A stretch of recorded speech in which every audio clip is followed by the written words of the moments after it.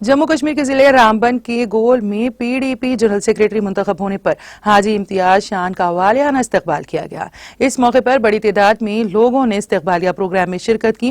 वाज़ेह है कि पीडीपी की जानिब से इम्तियाज अहमद शान को पार्टी में जनरल सेक्रेटरी दोबारा से चुना गया, जिस पर अवाम ने अपने लीडर का अपनी सरजमीन पर वालियाना इस्तकबाल किया।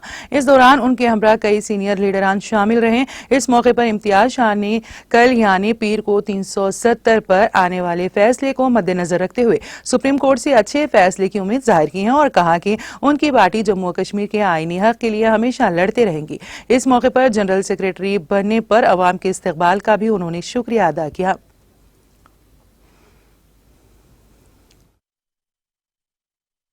सत्तर का जो फैसला है सुप्रीम कोर्ट जम्मू कश्मीर के जो जज्बात के हैं, उनके जो उमंगें हैं लोगों की, उनके हक में फैसला देंगे और मुझे उम्मीद है कि सुप्रीम कोर्ट कोई गलत फैसला नहीं देगी। लेकिन अगर कहीं ऐसा होता है तो हमारे लिए ये कोई फाइनल फैसला नहीं है।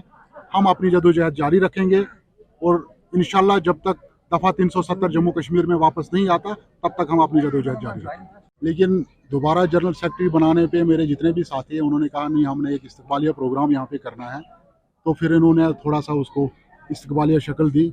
वैसे तो हमारी एक माहाना मीटिंग हुआ करती है, लेकिन अब इन्होंने इस्तकबाल के लिए यहाँ पे थोड़ा सा इसको बढ़ चढ़ के किया, तो मैं इनका शुक्रिया अदा करता हूँ। जितने भी हमारे साथी यहाँ पे आए और ख़ास करके पार्टी प्रेसिडेंट मोहतरम महबूबा मुफ्ती साहिबा का शुक्रिया अदा करना चाहता हूँ, जिन्होंने मुझ पे एक अपना भरोसा जितलाया और मुझे फिर से मौका दिया चुनाव के अंदर काम करने का और जम्मू कश्मीर का जनरल सेक्रेटरी बनाने का। बहुत